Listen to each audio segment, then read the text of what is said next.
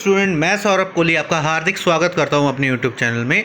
आज हम चर्चा करेंगे क्लास 10th के चैप्टर 1 जो कि सिविक्स यानी कि नागरिक शास्त्र का पहला चैप्टर है, सत्ता की साझेदारी यानी कि पावर शेयरिंग के बारे में।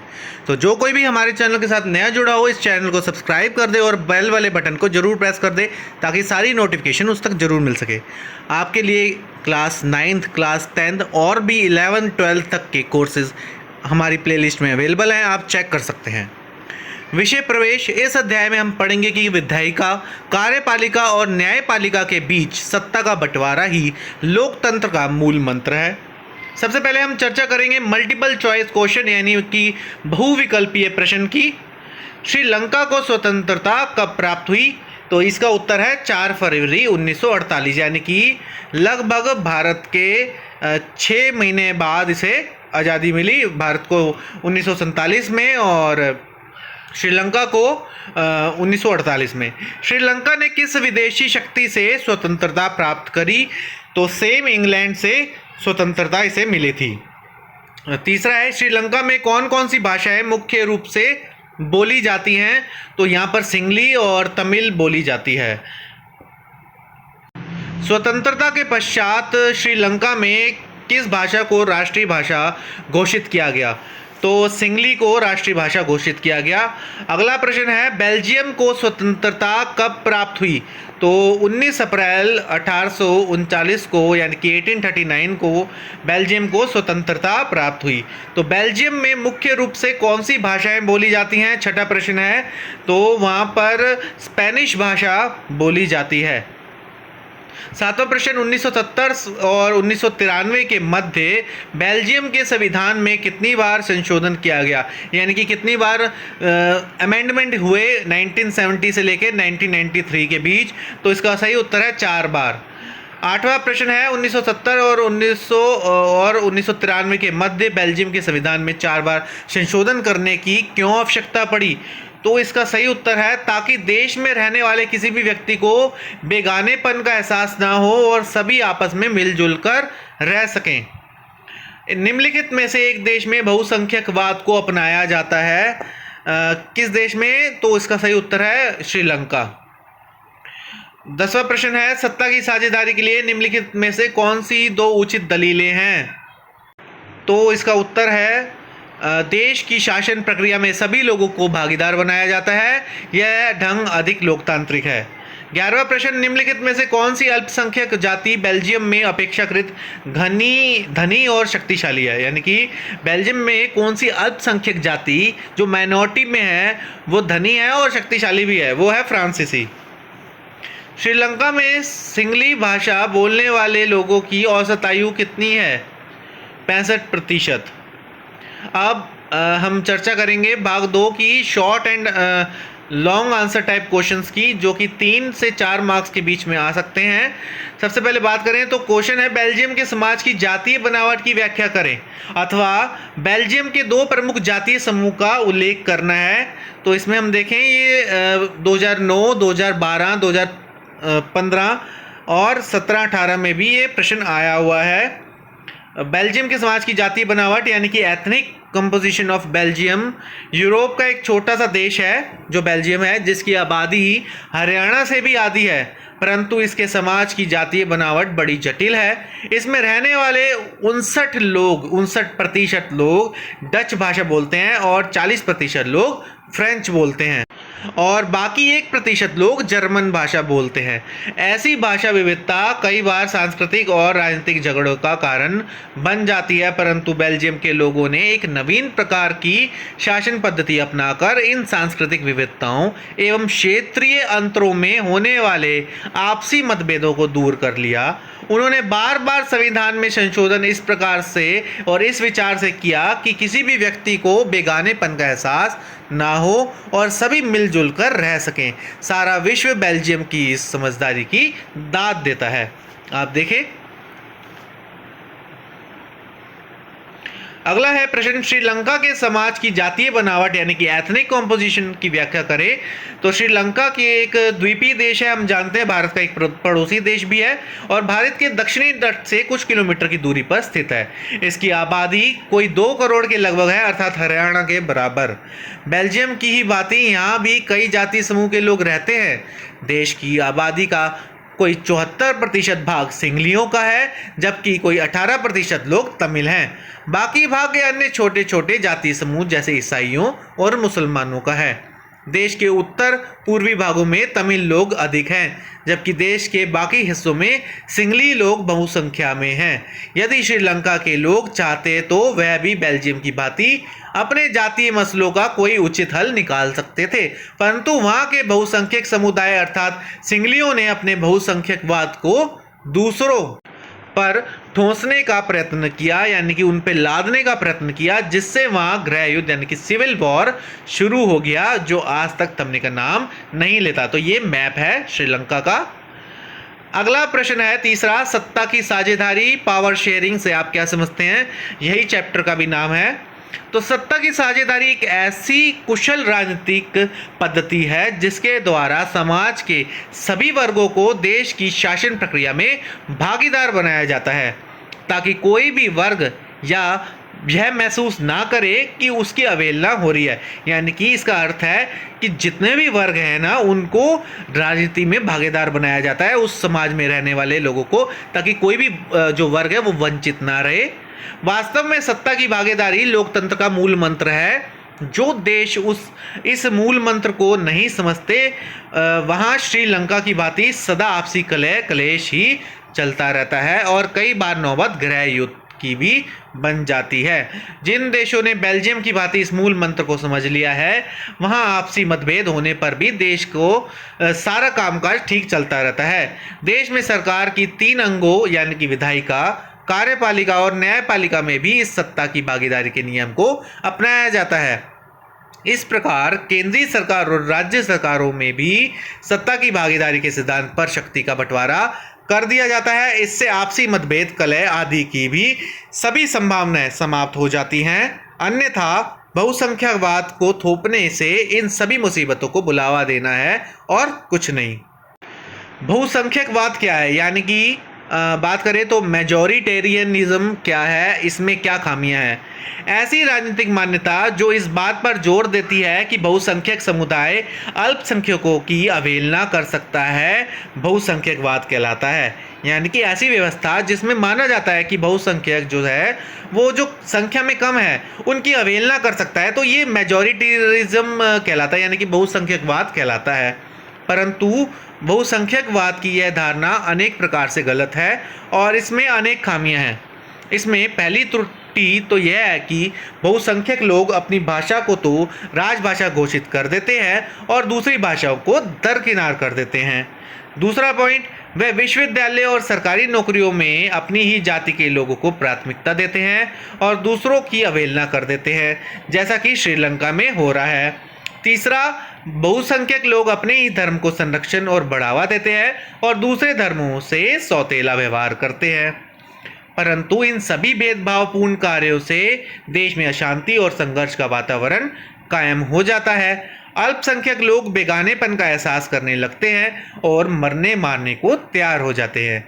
वह कैसे और कब तक सह सकते हैं कि उन्हें राजनीतिक अधिकारों से वंचित रखा जाए, नौकरियों में उन्हें भेदभाव किया जाए, उनसे भेदभाव किया जाए और उनके हितों की अनदेखी की जाए। ऐसा सब कुछ श्रीलंका में हो रहा है।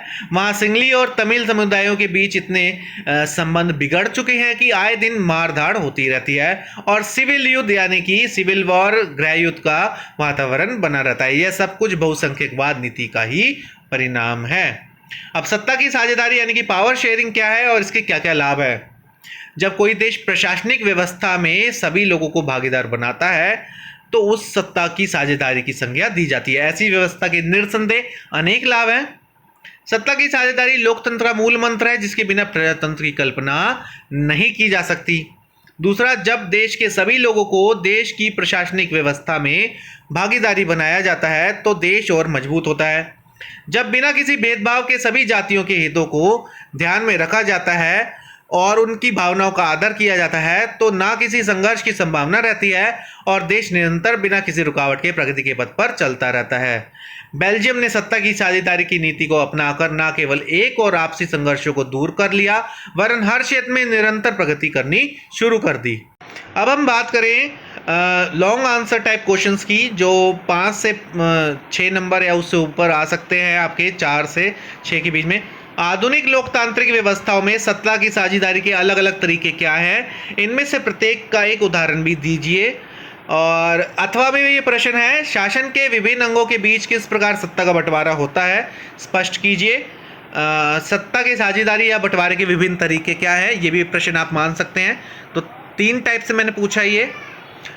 तो सत्ता के बंटवारे का पहला रूप हमें सरकार के 3 अंगों यानी कि विधायिका, कार्यपालिका और न्यायपालिका में सत्ता को बंटवारा में देखने को मिलता है। जैसे भारत के संविधान ने शक्ति का विभाजन विधायिका, कार्यपालिका और न्यायपालिका में कर रखा है। शक्ति के ऐसे बंटवारे को क्षैतिज वितरण यानी कि हॉरिजॉन्टल डिवीजन ऑफ पावर कहा जाता है। देखो कि विधायिका, कार्यपालिका और न्यायपालिका का सत्ता का बंटवारा, इन्हीं सब चीज़ों को, शक्ति को जो बंटवारा कर रखा है, इसे ही हॉरिजॉन्टल डिवीजन ऑफ पावर कहा जाता है, यानी कि बंटवारे का क्षैतिज वितरण। दूसरा है, सत्ता के बंटवारे का दूसरा रूप हमें सरकार के बीच विभिन्न स्तरों में सत्ता के बंटवारे में मिलता है। सारे देश के लिए केंद्रीय सरकार होती है, प्रांत या क्षेत्रीय स्तर पर अलग अलग सरकारें होती हैं। उच्चतर और निम्न स्तर की सरकारें के बीच सत्ता के इस बंटवारे के ऊर्ध्वाधर वितरण यानी कि वर्टिकल डिवीजन ऑफ पावर कहा जाता है। भारत के संविधान में केंद्रीय और राज्य सरकारों की शक्तियों को अलग अलग सूचियों में बांट दिया गया है। तीसरा है, सत्ता का कई बार बंटवारा सामाजिक समूहों जैसे भाषा समूहों, धार्मिक समूहों में भी कर दिया जाता है। बेल्जियम की सामुदायिक सरकार यानी कि कम्युनिटी गवर्नमेंट इस व्यवस्था का एक उत्तम उदाहरण है। कई बार सत्ता का बंटवारा राजनीतिक दलों एवं दबाव समूह में भी कर दिया जाता है। यदि अनेक पार्टियां मिलकर सरकार का निर्माण करती हैं तो सत्ता का बंटवारा विभिन्न पार्टियों में कर दिया जाता है। कई बार इन पार्टियों में किसी विशेष विभाग के लिए होड़ भी लग जाती है। भारत में भी अब मिलीजुली सरकार का बोलबाला होने लगा है। डेनमार्क में भी अनेक राजनीतिक दल जो है सत्ता का बंटवारा कर सरकार चलाते हैं। अगला प्रश्न है, लोकतंत्र में सत्ता की साझेदारी क्यों आवश्यक है। अथवा में प्रश्न है, भारतीय संदर्भ में सत्ता की हिस्सेदारी का एक उदाहरण देते हुए इसका एक युक्तिपरक और एक नैतिक कारण बताओ। तो सत्ता की साझेदारी के पक्ष में दिए जाने वाले तर्क, बहुत से राजनीतिज्ञों ने सत्ता की साझेदारी के प्रश्न में पक्ष में अनेक तर्क दिए हैं, जिनमें से कुछ महत्वपूर्ण हैं। युक्तिपरक कारण, प्रूडेंशियल रीजन। युक्तिपरक कारण यह है कि तो प्रूडेंशियल रीज़न, युक्तिपरक कारण वह है जो बड़ी गहरी सोच पर आधारित होते हैं और जिन्हें लाभ हानि को सामने रखकर अपनाया जाता है। सत्ता की साझेदार विभिन्न समुदायों के बीच टकराव को कम करती है। यह पक्षपात का अंदेशा कम करती है, विभिन्न विविधताओं को अपने में समेट लेती है, सत्ता में लोगों की भागीदारी बढ़ाती है। नैतिक कारण है, मॉरल रीज़न। कुछ लोगों ने नैतिक कारणों से भी सत्ता के साझेदार का जोरदार समर्थन किया है। सांझी सरकारों में सत्ता के विभाजन से सभी सरकार में हिस्सा लेने वाले राजनीतिक दलों से पूर्ण न्याय हो जाता है। अल्पसंख्यक लोगों की भी अवहेलना नहीं होती, इसलिए उनके मन में कोई आक्रोश की भावना नहीं पनपती। शक्ति के विकेंद्रीकरण से किसी भी सरकारी अंग, विधायिका, कार्यपालिका, न्यायपालिका में से कोई अन्याय नहीं हो पाता और इस प्रकार केंद्र और राज्यों में भी शांति का वातावरण बना रहता है। सबकी राय से किए हुए निर्णय सबको मान्य होते हैं क्योंकि वह सर्वसम्मति से लिए हुए होते हैं। इस प्रकार हम देखते हैं कि सत्ता की साझेदारी ही लोकतंत्र की सफलता का मूल मंत्र है। सबको साथ लेकर चलने से किसी को बेगानेपन का एहसास नहीं होता और देश व्यर्थ की लड़ाई झगड़ों और गृह युद्ध से बच जाता है। तीसरा प्रश्न की बात करें तो श्रीलंका और बेल्जियम के प्रशासन के ढंग और सरकार चलाने के तरीके में क्या अंतर है। श्रीलंका में प्रशासन के ढंग और सरकार चलाने के तरीके। सबसे पहले श्रीलंका की बात कर रहे हैं हम। 1948 में स्वतंत्र होने के पश्चात श्रीलंका की सरकार ने अल्पसंख्यक लोगों को दबाने का प्रयत्न किया और उन पर बहुसंख्यक थोपने का प्रयत्न किया। सिंगली समुदाय के लोगों ने, जिनकी आबादी 74% थी, अल्पसंख्यकों को विशेषकर तमिल लोगों को दबाने का प्रयत्न किया। सिंगली को एकमात्र राजभाषा घोषित कर दिया। विश्वविद्यालयों और सरकारी नौकरियों में सिंगलियों को प्राथमिकता दी गई और अपने धर्म को संरक्षण प्रदान किया। परंतु ऐसी बहुसंख्यकवाद की नीति श्रीलंका के लिए बड़े हानिकारक सिद्ध हुई और देश धीरे धीरे गृह युद्ध की लपेट में आ गया। बेल्जियम में प्रशासन के ढंग और सरकार चलाने के तरीके। इधर एक अन्य देश बेल्जियम ने इस आपसी समस्या को बड़े अच्छे ढंग से सुलझा लिया। डच लोगों ने, जो वहां बहुमत में थे, दूसरे अल्पजातियों फ्रेंच और जर्मन पर बहुसंख्यकवाद की नीति को ठोसने का प्रयत्न नहीं किया। उन्होंने ये अल्पसंख्यक लोगों की भावनाओं को ठेस पहुंचाने का कोई प्रयत्न नहीं किया और किसी भी जाति को बेगानेपन का एहसास नहीं होने दिया। उन्होंने 3 प्रकार की सरकारों का निर्माण किया ताकि किसी के मन में कोई मनमुटाव ना रहे। केंद्रीय सरकार में उन्होंने डच और फ्रेंच भाषी जातियों की संख्या बराबर रखी।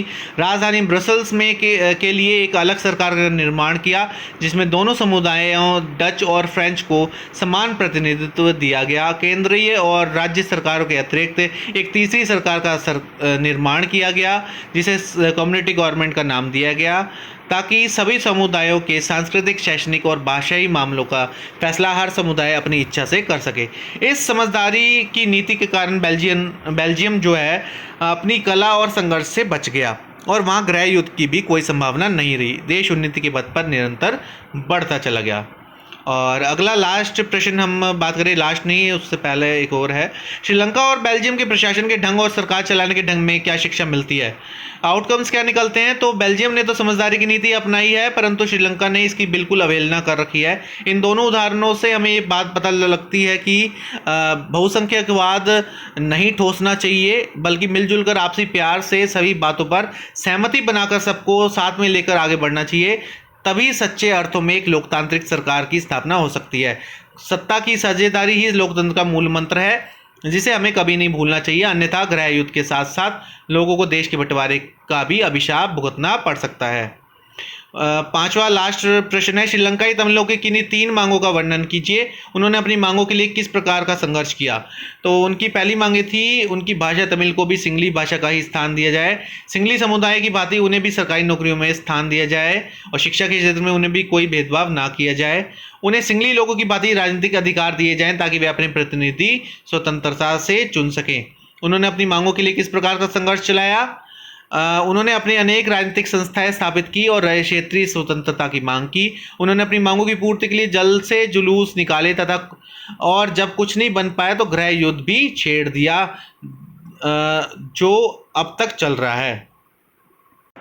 तो ये था हमारा पूरा चैप्टर जो कंप्लीट होता है। आप इस चैनल के साथ जुड़े रहिए, ये चैनल आपके साथ आपको पूरी जानकारी देता रहेगा। और आपको ये जो वीडियो है वो कैसी लगी ज़रूर कमेंट बॉक्स में बताएं। तब तक के लिए धन्यवाद।